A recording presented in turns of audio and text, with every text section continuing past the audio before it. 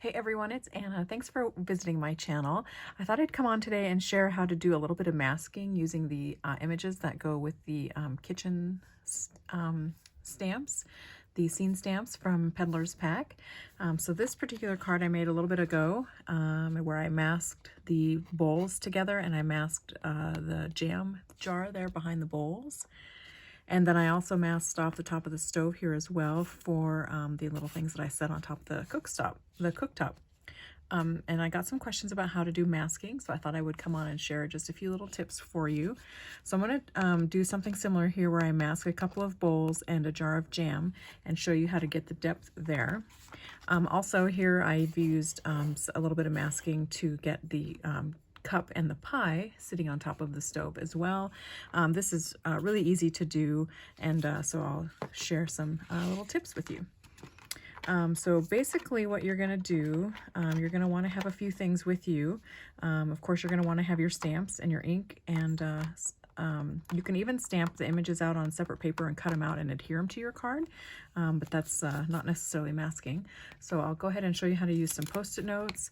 I'll show you how to use an imaging sheet and a Stamp-A-Majig, which is this little tool here. Normally you can use these with wood-mounted stamps, but if you have cling mount stamps, you can use this as well just by using a imaging sheet. So let me go ahead and grab this bowl here. I think I'll use the small bowl, and I'll grab my jar of jam, and that way I can just show you how to mask a couple of small items.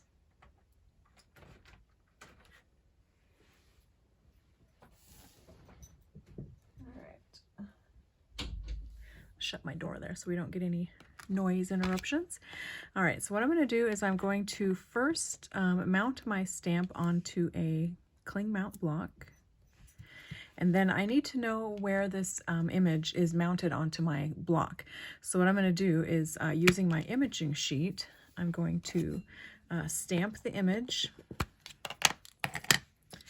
on here, and I'm going to use my Stamp-A-Majig so I know exactly where this stamp is going to be positioned. So using a ink that will come off of your imaging sheet, so you don't want to use like StazOn, but any other dye ink will be fine. You're going to stamp your image one time on your imaging sheet. So there you can see it, and now I know exactly where that image is placed on my block. So then what I'm also going to do is stamp the image on a piece of Post-it note. Now this is going to act as my mask. So what I'm going to do next is stamp my stove so that I have an image to add these little bowls to. And I've had this stamp for some time. This is a wood-mounted version that I purchased, but Peddler's Pack actually sells this now as just a cling mount stamp in their Etsy shop, which I'll add a link to below. So I'm going to stamp this stove. This is called Grandma's Cooktop.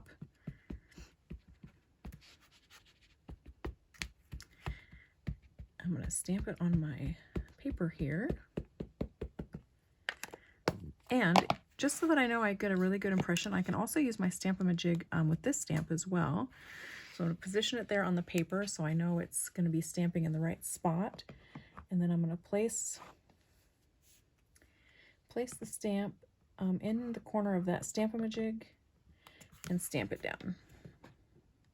This is a really large stamp, so you want to give time for that ink to transfer to the paper and make sure you get good pressure all around the whole image. I'm going to hold on to that Stamp-A-Majig and pull it up. Now you can see that I didn't get a very good stamp impression over here on this right hand side, and I'm missing the top of my stove, which is kind of a critical spot for me in this project because that's where I'm going to be adding my other elements. Actually, I probably should have stamped it a little lower. I think I'll do that. I think I'm going to stamp it a little lower because if I add elements to the top of my stove, I'm getting a little close to the top of my paper. So I'm just going to flip this over. And I'm just going to worry about stamping the top portion of the stove here because I know it's going to be too big for my card to use the whole stove anyways. So I'll just stamp the top portion. Let's put it at an angle here. Okay, so I'm going to stamp it right there.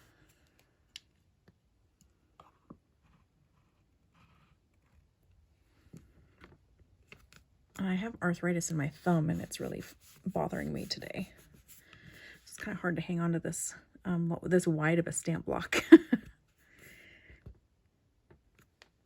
think that arthritis comes from playing softball when I was a teenager. I was the pitcher and I took quite a few hits to the inside of my hand where I would catch the ball with my hand instead of my mitt. And so I think that led to the fun damage to my hand. So, all right, so that is going to be just fine. Actually, looks like I'm missing that far side, so I'm going to drop this down again. And press that over there. There we go. Now I have a nicely stamped image, and it has all the outside edges of my stove, and then the top there has a good distance to the top of my paper. So now what I'm going to do, so when you do masking, you want to start with the item that you want in the foreground first. So what that means is I want this bowl to sit on top of my stove shelf, and I want to see this entire bowl. I don't want to see the jam jar in front of the bowl. I want the jam jar to be behind the bowl. So I'm going to stamp the bowl first. And this is what makes using imaging sheets work so great, because I can, I can float this around and set that bowl anywhere. I could stamp the bowl down here if I want to, and by using the imaging sheet, I can see exactly where I would stamp it because I know exactly where that stamp is mounted on my block. So I'm going to go ahead and place the first bowl right there. Put my Stamp-A-Majig in place. And then I'm going to ink up my stamp. And I have not moved this off the block, so it's really important that once you mount it on the block and you know where it is placed on your block, you leave it there. Otherwise, you have to re-image. Okay, so there I have my first bowl. So now what I'm gonna do, so I can create a mask, I'm gonna cut this out with some scissors.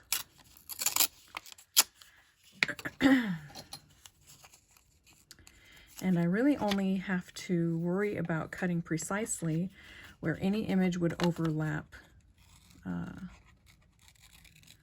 this stamp design. So I don't really have to cut it all that precise here. But on the side here where I know I'm going to be stamping my jam jar, I want to stamp it cut it out relatively precisely.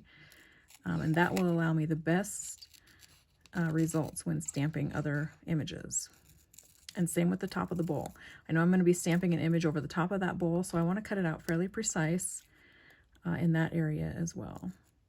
Okay. Then you're going to place that mask. And I really like these Post-it notes. They aren't sticky here on this edge, but they're sticky the whole rest of the way, the surface. So they make a really nice paper for masking. Okay, and you want to make sure you place that mask right over top of your stamped image. Okay, now what you're going to do is you're going to take your bowl again and say you want to nest another bowl inside of your first bowl. You can do it at any angle you'd like. You can do it completely straight if you'd like that. You could do it, I like doing them at angles. You could make it scoot over to the outside edge. You could make it be centered. So just by using this imaging sheet, you know exactly where you're going to be stamping your next bowl. I'm going to stamp it at an angle like this.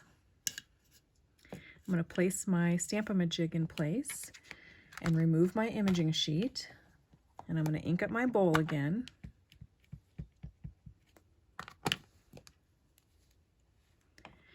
And by stamping it down where I know my stamp is mounted on my block, I get a perfectly placed bowl. So let me go ahead and remove this mask.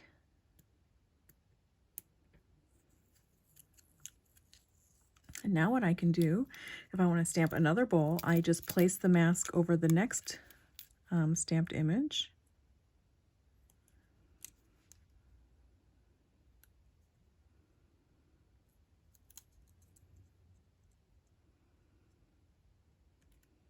Place it right over the top there. Now, if my stamp was large enough to actually go down and stamp over top of this spool as well, I would want to have a second mask. But I know that my stamp isn't going to stamp over this first stamped bowl at all, so I'm fine just moving my mask up. And now, oops, now this one I'm going to stamp at a slightly different angle here.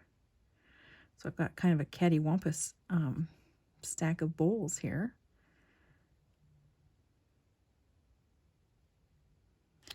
I think I like it like that. So I'm going to go ahead and place my Stamp-A-Majig and remove my image sheet.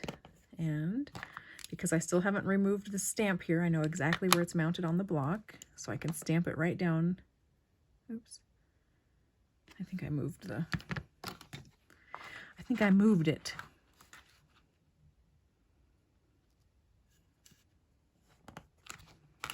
There we go.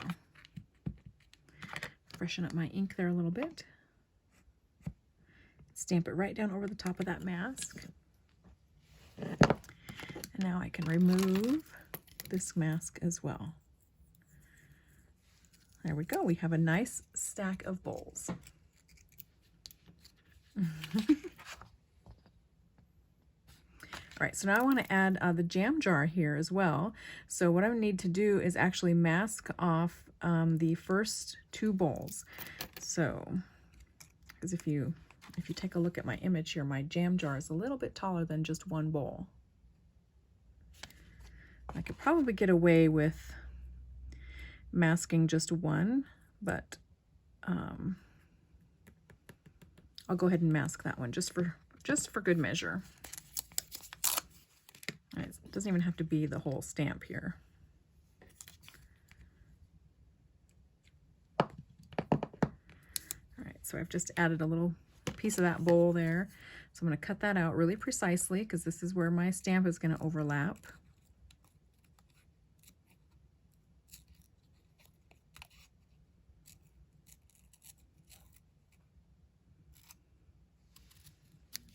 And now I can add this little mask here over the top of my second bowl.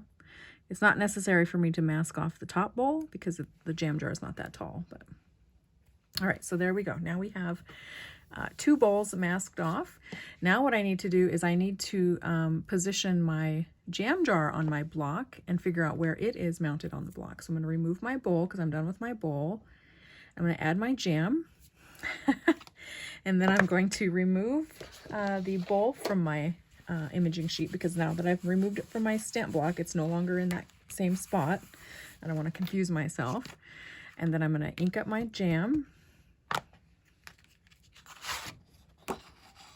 And I'm going to image where the jam is mounted onto the block. So I need to put my Stamp-A-Majig in place here and then stamp it on my imaging sheet. And that tells me exactly where that stamp is mounted on the block. So now what I can do is use this to figure out where I want to stack my jam jar. So I think I want to stamp the first one right there. So I'll put my imaging sheet in place, remove the mask, or remove the imaging sheet, and then stamp the jam jar down in place. And now I have a perfectly placed jar of jam next to my bowls. And I think I'll add another jar of jam as well. I think what I'll do is add it here. And then I'll show you something else that you can do.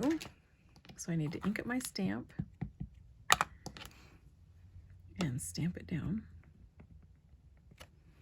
Now what I'm going to do is I'm going to add a third jam of jar, but I'm going to add it in between those two. So I need to create a mask for my jam.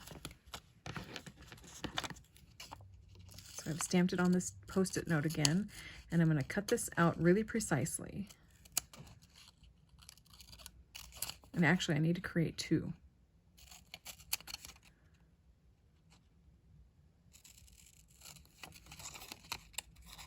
I should have I should have done this. And then you can create 2 masks at the same time.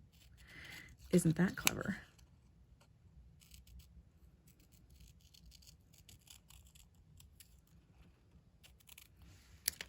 Okay, so now I have 2 jam jar masks, and I'm going to place this one down here.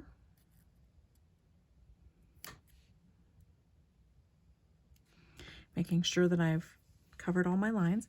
And then I'm going to take the second one and place it over this jam jar. Okay. Now I can take my imaging sheet and I can place it further back. But see, if I wanted to place it like this, it would kind of be at the same height. I think I want to make it so that it's slightly lower. But what I need to do then is I need to mask off the top of my stove. So to do that, I am just going to take a little straight piece. Since it's nice and straight, I don't have to re-stamp it or anything like that. I can just take this little piece here and set that down. And now that's going to mask off the top of my stove. So when I place my jam jar here, I can actually overlap it with the stove, place my imaging sheet and then my Stamp-A-Majig, and then ink up my jam. Ink my jam. And then stamp it down. And what that does is it places a jam jar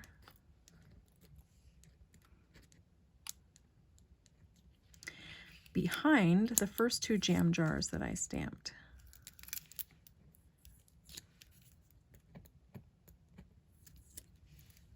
Now I have a row of jam. So you can see how when you stamp your first image, that becomes your most forefront image. And then when you mask it off and you stamp over it, those items become further in the distance. So if I was to stamp things down here on the surface of the stove, it's just as simple as using a Post-it note here because it's such a nice straight line. Just use a Post-it note and place it right down on top of that stove edge. See, just like that. And now you can stamp anything on here. So I've got this little crock of utensils. I could put that on here. I could stamp it down. Let's see what else I have in my stamps here. It might be a little more appropriate for the top of a stove. How about the kettle?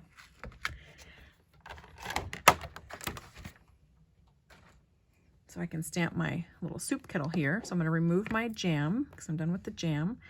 I'm going to put the soup pot in its place. I'm going to ink it up. And I can go ahead and remove the jam from the imaging sheet now.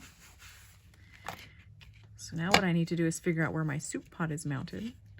So I'm going to put that in place and go ahead and stamp the soup pot on the imaging sheet. And then I can bring this in here, figure out where I want my soup pot mounted. I think I'll put it over here.